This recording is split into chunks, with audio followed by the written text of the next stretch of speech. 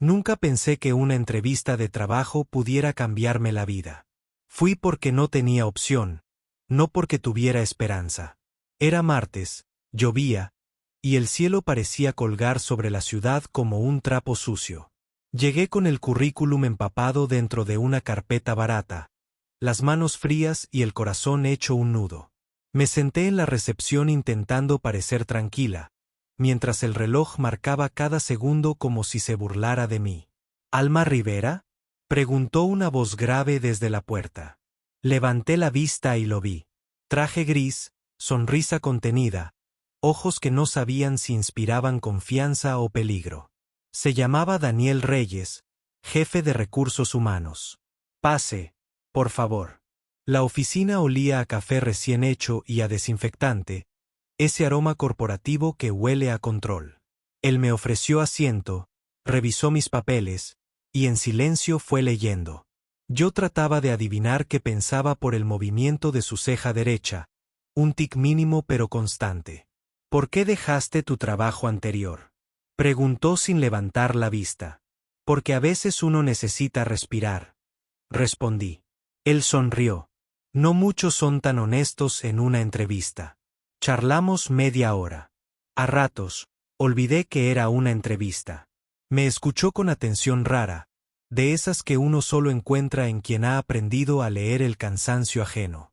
Me preguntó qué me apasionaba, y le dije que escribir, aunque nunca me atreví a publicar nada. Me preguntó qué temía, y le contesté volver a empezar desde cero.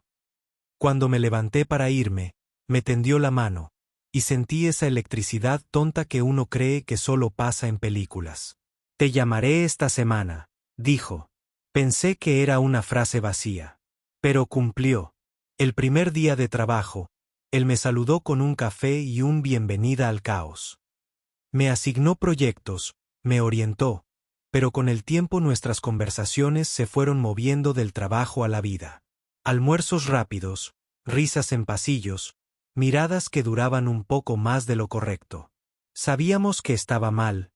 Él era mi jefe. Yo, la nueva. Pero el corazón no entiende de jerarquías. Todo cambió una tarde, en la sala de juntas vacía. Llovía, otra vez, y la luz del ventanal caía sobre su rostro. A veces quisiera no ser tu jefe, dijo, sin mirarme. Y yo a veces quisiera no necesitar este trabajo, respondí. Nos quedamos callados.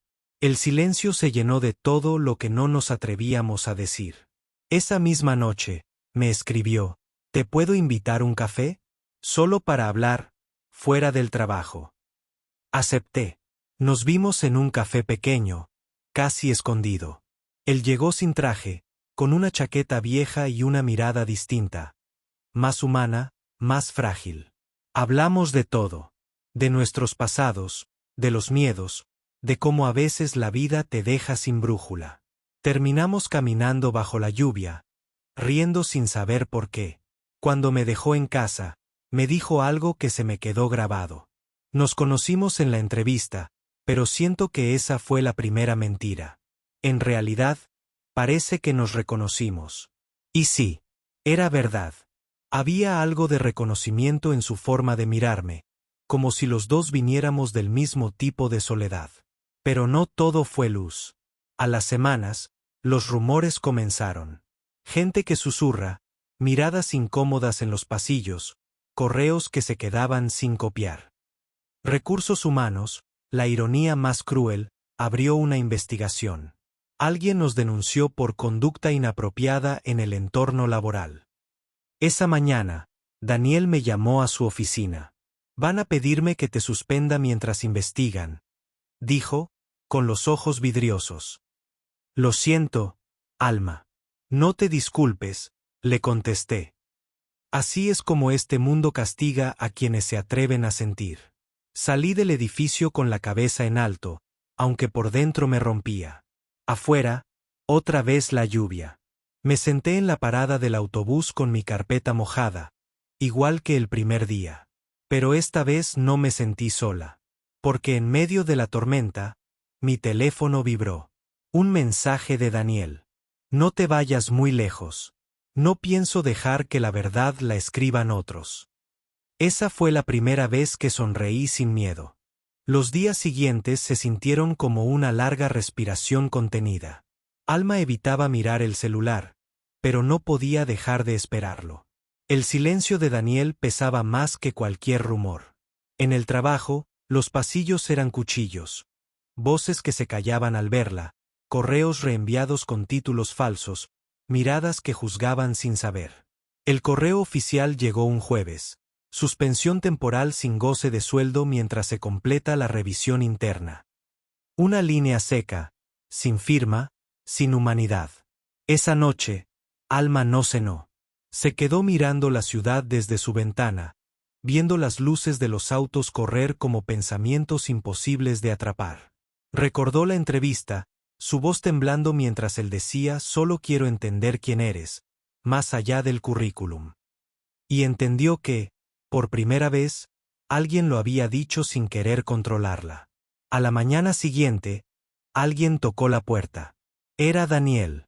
Tenía ojeras profundas y una carpeta en la mano.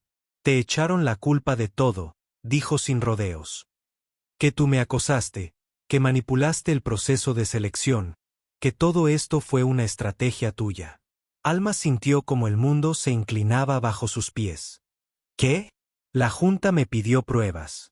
Dicen que, si firmo un informe confirmando esa versión, cerrarán el caso. Me quedo con mi puesto, y tú desapareces sin ruido». El silencio entre ambos fue un abismo. Daniel bajó la mirada. «No lo haré, Alma. Pero necesito mostrarles algo más fuerte.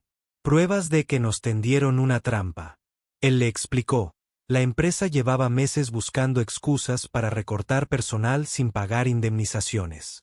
Recursos Humanos estaba filtrando rumores sobre empleados vulnerables. Ella, la nueva y sin respaldo. Él, el jefe que se atrevió a romper una regla. Eran el blanco perfecto. Pasaron las siguientes semanas en secreto, reuniendo correos, grabaciones, mensajes. Descubrieron que una de las supervisoras había falsificado informes para culparlos. En los correos aparecía una orden directa del director de personal: «Necesitamos un ejemplo. Si ella cae, los demás entenderán los límites». La traición tenía nombre, apellido y firma. Daniel, siempre cuidadoso, le propuso algo que parecía una locura: llevar las pruebas a la junta directiva durante la reunión anual de evaluación. «Si vamos juntos, nos van a escuchar». «¿Y si no?», preguntó Alma. «Entonces, haremos ruido hasta que no puedan ignorarnos». El día de la reunión, la sala estaba llena de trajes grises y sonrisas profesionales. Nadie los esperaba. Cuando Daniel entró con Alma, el murmullo se convirtió en un silencio cortante. «Este no es el lugar», dijo el director. «Lo es», respondió Daniel, abriendo la carpeta. «Porque aquí empezó todo».